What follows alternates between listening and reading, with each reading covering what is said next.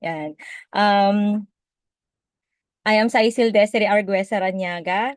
So, ginamit ko po ang Herbalife Nutrition for almost 8 years na. So, ini-enjoy talaga namin ng Aloe Tea Shake. Sobra-sobra talagang yan ang nagiging hindi nakakaligtaan na breakfast talaga.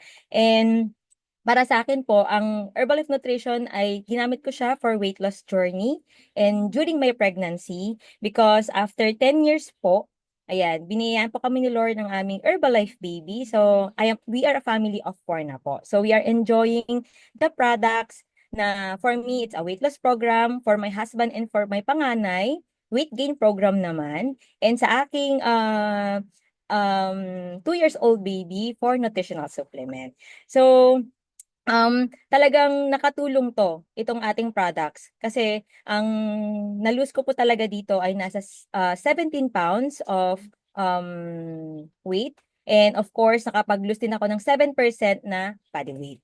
And ang paborito kong product sa Herbalife Nutrition, ayan, syempre si Aloe Tea Shake. And additional dito talaga is yung vitamins and minerals, Herbal Lifeline, ocular defense, cell complex, sila talagang hindi nawawala. And yung talagang recently lang talaga na na-enjoy ko siya every single day, lalo na si summer, yung Active Fiber Complex. Sobra. Kasi si Active Fiber Complex, talagang kahit saan mo siya ihalong beverages, sobrang sarap niya. So, pwede mo siyang haluan ng aloe concentrate, or si Nightworks, or si tea, and yung ngayon yung bago nga, si Immune Leaf.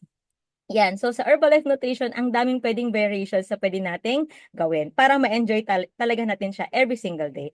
And of course, guys, bago ko naman talaga nakilala si Herbalife Nutrition, like the others na nandito po sa ating room for today, nagkaroon din po talaga ako ng sedentary lifestyle, poor eating habits, and unhealthy diet. And bilang isang nanay, bilang isang nurse, and at the same time, bilang isang mompreneur o businesswoman, ayan. So, hindi ko talaga nagustuhan yung effect ng ganong lifestyle ko. So, nag-gain ako ng weight, mahina ang immune system kasi laging sakitin, ganyan. Mabilis hingalin, and of course, tawag dito, mabigat ang pakiramdam araw-araw. Laging inaantok, ganyan. But I'm very thankful with the Lord kasi binayaan kami ng um, proper nutrition through Herbalife Nutrition. So, ito yung naging solusyon para maayos yung aking eating habits. So, through these effective products, ayan, nagkaroon ako ng new mindset sa ating about sa food and nutrition. Na dati akala ko nga, sabi ni Coach Tess kanina, magkaiba pala talagang food at nutrition, di ba?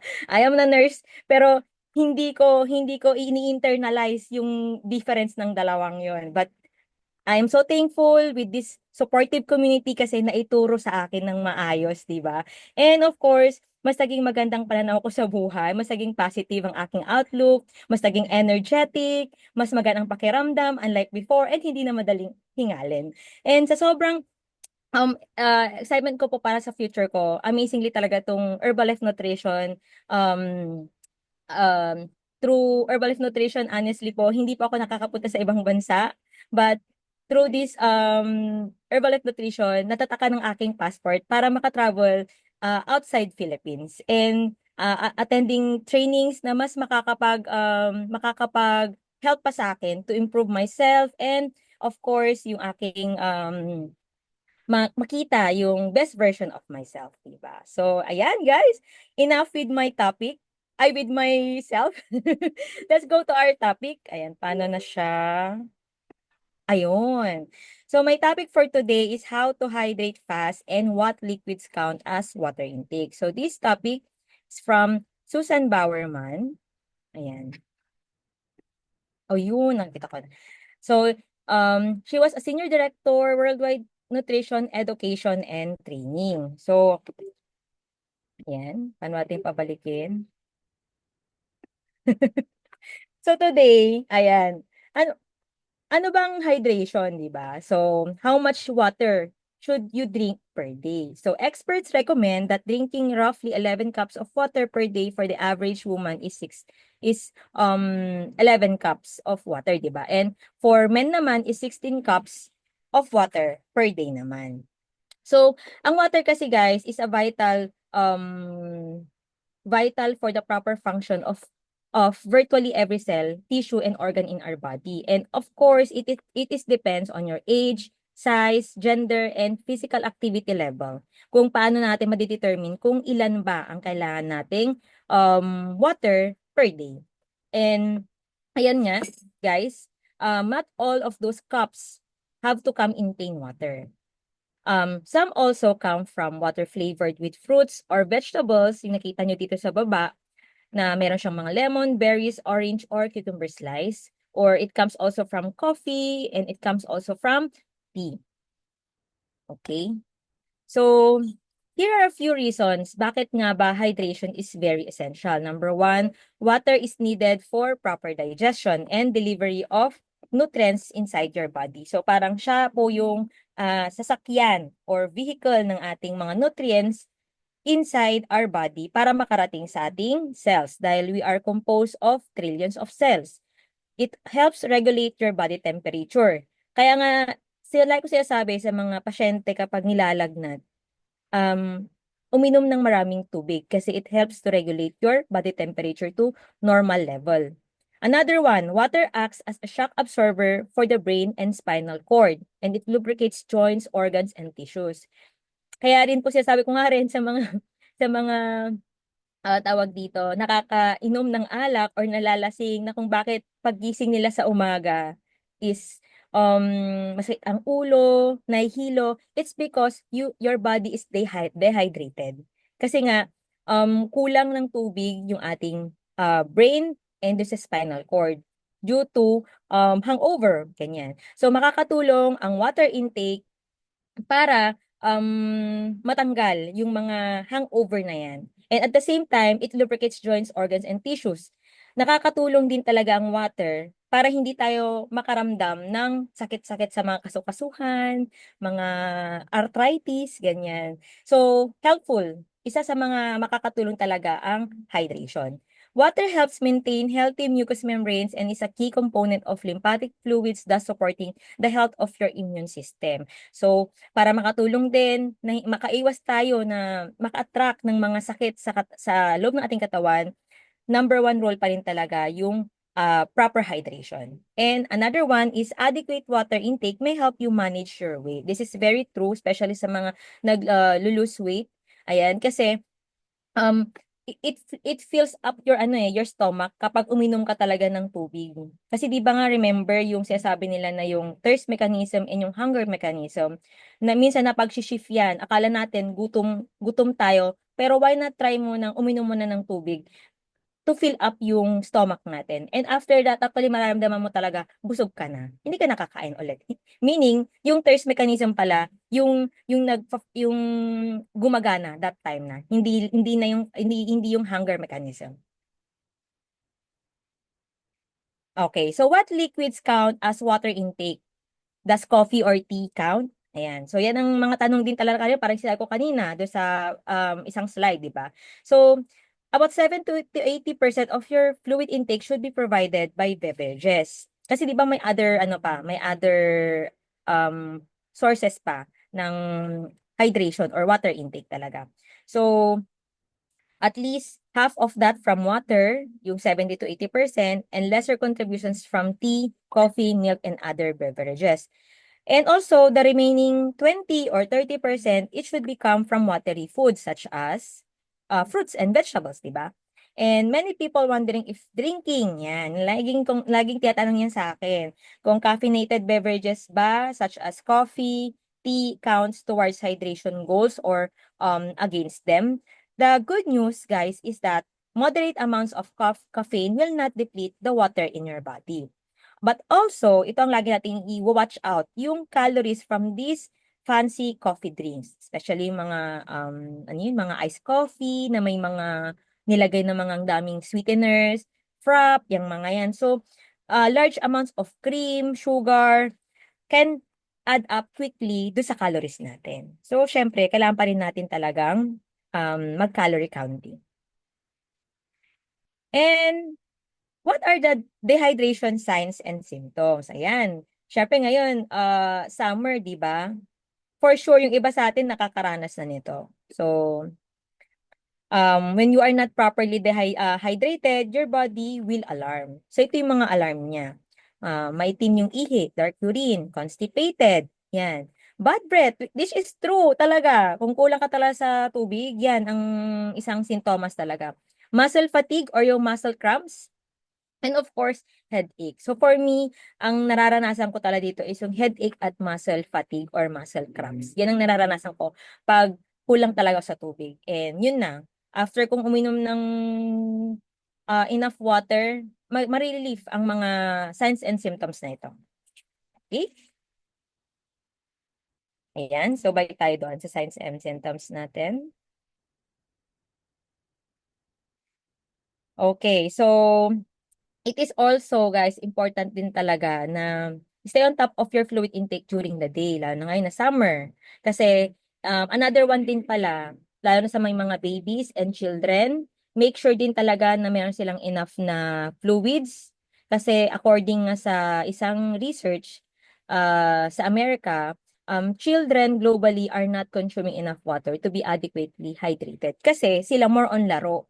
So tayong mga mother, ang role talaga natin is to monitor, and tayo mismo yung tutulong sa kanila para bigyan sila ng tubig, ipaalala, ipa-remind sa kanila. Ayan, parang yung anak ko din, pag nagsiswimming talaga, syempre makakalimutan niya na yan. So, ang role ko, may dala-dala akong water bottle niya, malapit sa swimming pool, ganyan, and then paparemind ko sa kanya, you drink water na. Hindi, iinom siya ng tubig.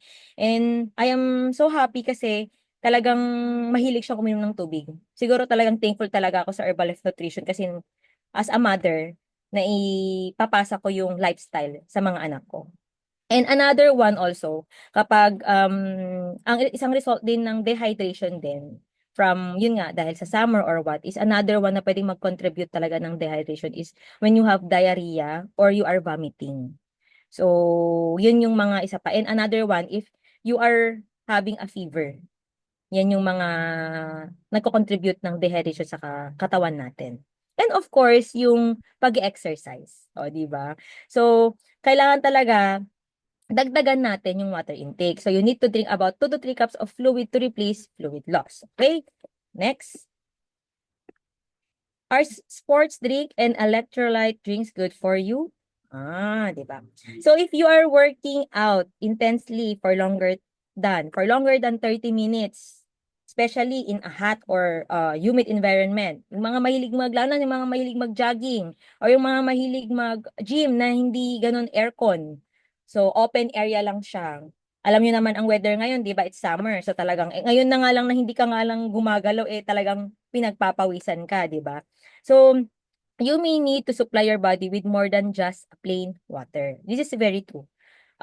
Both during and after exercise. Yung narinig ko kayo na kay Coach Cecil na yung shake, maganda talaga yon yung during and after kasi it contains the electrolytes na kailangan ng katawan mo. The shake, kung titignan nyo talaga yung nutritional facts niya, yung electrolytes na kailangan ng katawan natin nandoon. And together with yung rebuild, the best talaga yun for post-workout drink. And of course, yan nga, when you sweat, kapag tayo pinagpapawisan, hindi lang water, di ba? Kundi pati mga importanteng minerals like sodium, potassium, and chloride. Guys, don't forget that one. Napaka-importante yan. Hindi lang dahil for dehydration, pero marami kasi yung function sa katawan natin. And that need to be replaced. So these body salts are called the electrolytes and it participate in many body processes but are especially important for the proper functioning of the nerves, muscles, heart, and brain. So wag nating i-set aside lang yung electrolytes na yan dahil malaking role po yan sa katawan natin. And electrolytes can be replaced with specially designed sports drinks that provide fluid and right balance of electrolytes that have been lost through perspiration. So even provide carbohydrates also, which can be a source of energy during the exercise. And another plus to sports drinks is they're usually mild and slightly sweet taste that can encourage you to drink more. And for me the best si alo na ilagay mo sa tubig. I-check nyo mamaya yung alo concentrate, kung ano ang laman nun sa nutritional facts. Andun ang sodium, potassium, and chloride, guys. Kaya ba't pa ako maghanap ng ibang brand ng sports drink? yung na ng alo with water, di ba? Healthy pa and 0 calories pa siya. Okay? And then next po, ayan, how to hydrate quickly, creative ways to up to your fluid intake. So, ito yung mga shinare ni Susan Bowerman na kailangan nating malaman uh, para maging ano tayo, para well hydrated tayo. So, number one, start your day with a big glass of water before your coffee or tea. O, kahit warm water yan. Basta 1 glass of water before anything else. Another one also, um, review the situation at work. Ayan. If you tend to spend a lot of time at your desk, yung mga nag-work dyan sa office, set a pitcher of water on your desk each morning. Kasi siya yung magpaparemind sa'yo na ito yung nainom ko pa lang, and then, yun, inom ka nang ubusin mo kung ano ba yung goal mo talaga for that day. Kasi it will serve as a reminder to drink more and you'll be motivated to sip on it as the day goes by. So, meeting your goal of finishing it. Another one is if you're on your feet or in the field, yan, nasa ano ka naman, field or nasa labas ka, make sure you have convenient access to water or bring a water bottle with you. This is very true. Kasi ako, na nurse na nag-work sa hospital, hindi lang talaga din ako nakaupo. Talagang yan, lakad dito, lakad doon. So, talagang minsan dala-dala ko talaga yung water bottle ko na din para ma-remind sa akin yung tubig, yung water intake. And then another one, set a timer or use an app on your smartphone or smartwatch that can help remind you to drink more water as you go about your day. Yan. May mga apps tayo na pwede natin i-download para mag-remind sa atin. Mag-a-alarm kasi yan. So, pwede mong i-set ng every hour. Another one is make it interesting. Add in citrus, herbs, fruits, or a splash of juice to ramp up the taste. Yung parang nakita nyo kanina. Kunyari, yung tea, lalagyan mo siya ng lemon, ganyan. Ilagay mo sa fridge para lumamig and mas ma-enjoy mo yung pag-inom. And another one, include more watery fruits in your diet. All fruits and vegetable are good. But especially, ito yung mga talagang high in water, yung melons, watermelon, leafy greens, and cucumbers. So matataas ang water content ng mga fruits na yun. Considering also having soup before meals. Ayan. Yan, dito sa bahay talaga, kahit talaga may ang panahon, mahilig kami sa sabaw. So, maganda siya na humigop tayo before yung pinaka main meal talaga natin. Kasi they can help hydrate you and make your meal more filling. So guys, keep yourself hydrated and rehydrating quickly after fluid loss because it can help your body maintain and perform the way you need it. So, ayan.